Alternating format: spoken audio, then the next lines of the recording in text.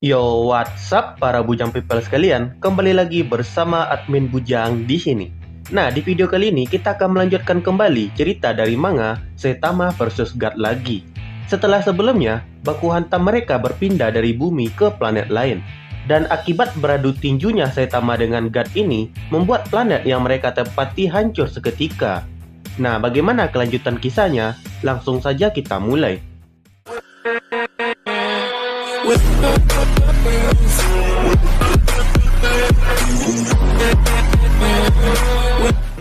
Setelah planet yang mereka tempati hancur akibat dampak dari beradu pukulan mereka, tampak di sini Saitama tidak menerima damage apapun dari serangan God. Si botak ini malah ingin segera mengakhiri pertarungannya dengan God ini karena dia ingin segera pulang dan mandi. Sedangkan God sendiri menerima damage yang parah hingga tubuhnya hancur menjadi beberapa bagian. God yang mulai menyembuhkan tubuhnya menyerang Saitama lagi. Kali ini Saitama dibawa masuk ke dalam dimensi keempat oleh God, di mana di dalam dimensi ini God membuat semua makhluk yang dia bawa ke sana mengalami aliran waktu secara mundur. Saitama pun perlahan-lahan mulai kembali ke wujud dirinya yang masih memiliki rambut. God mengatakan jika tidak ada makhluk hidup yang pernah selamat dari dimensinya ini.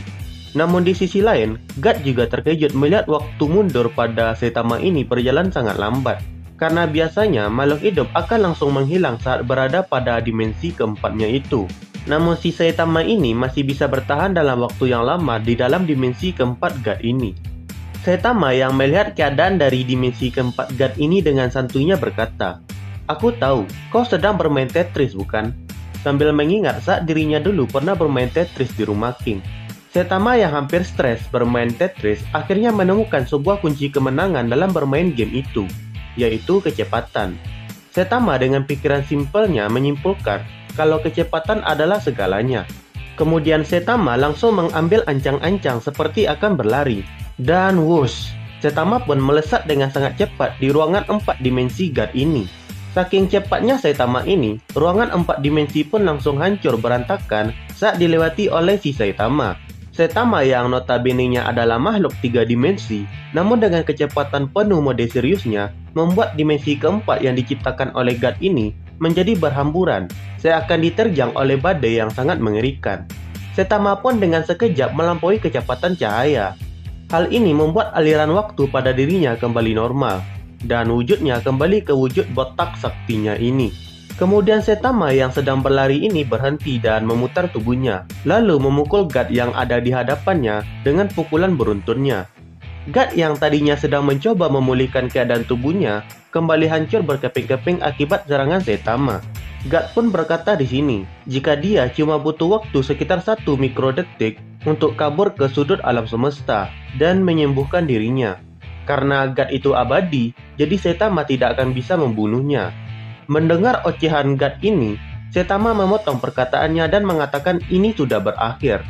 Saitama pun langsung mengeluarkan serangan seriusnya, yaitu pukulan serius yang membawa kematian kepada musuh-musuhnya.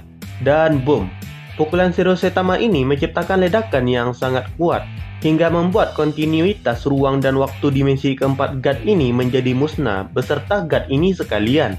Dapat dilihat, ledakannya membuat semua dimensi berwarna hitam ini menjadi putih semuanya.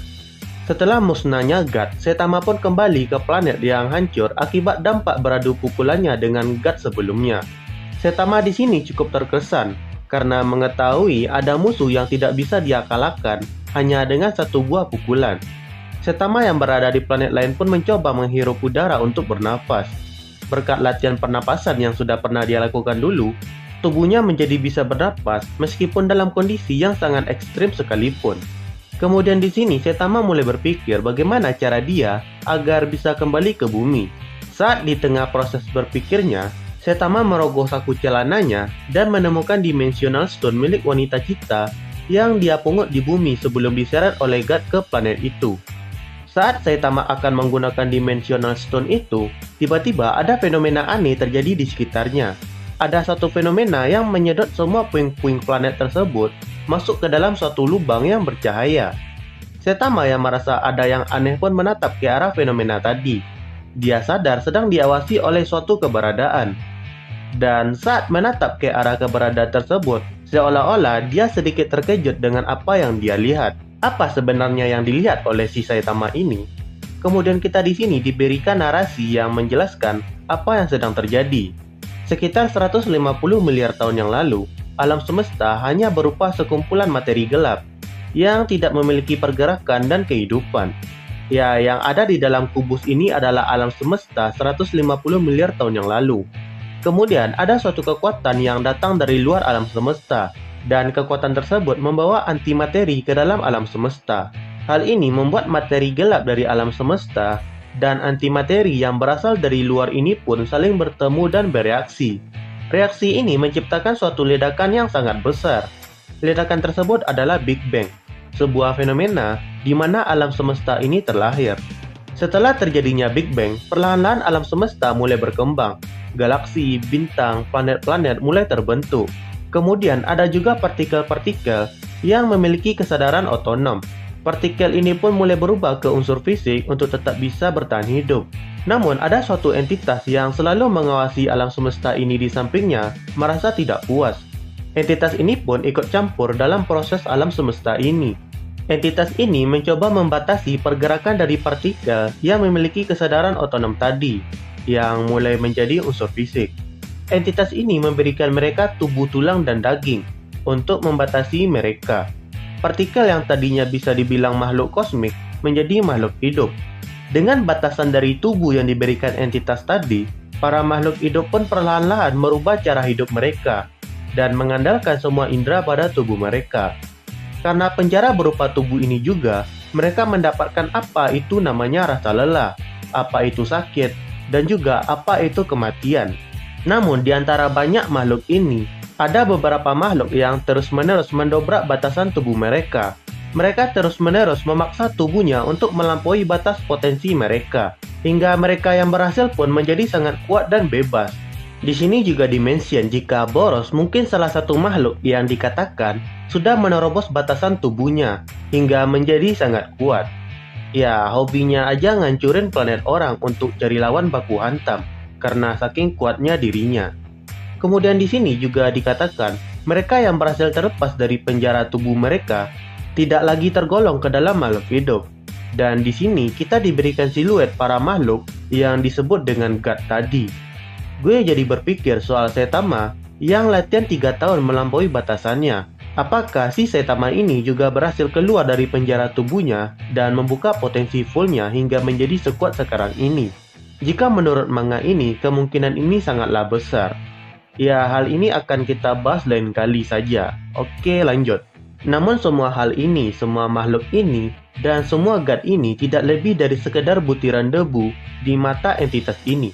Terus, apa yang membuat entitas ini campur tangan ke dalam kehidupan alam semesta ini? Apakah karena entitas ini merasakan ada ancaman dari alam semesta ini atau sebagainya?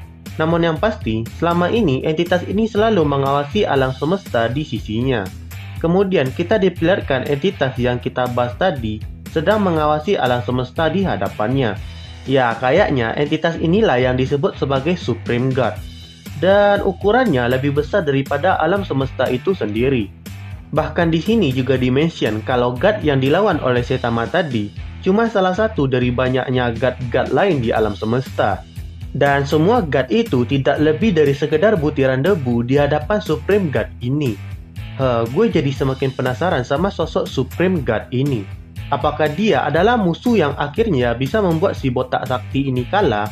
Atau pertempurannya dengan Saitama akan mendatangkan kiamat kepada alam semesta dan eksistensi itu sendiri? Ya, sayangnya video kali ini harus berakhir di sini. Like video ini jika kalian suka, dan subscribe channel ini biar admin Bujang semakin semangat untuk bikin konten menarik lainnya. Dan sampai bertemu lagi di video selanjutnya.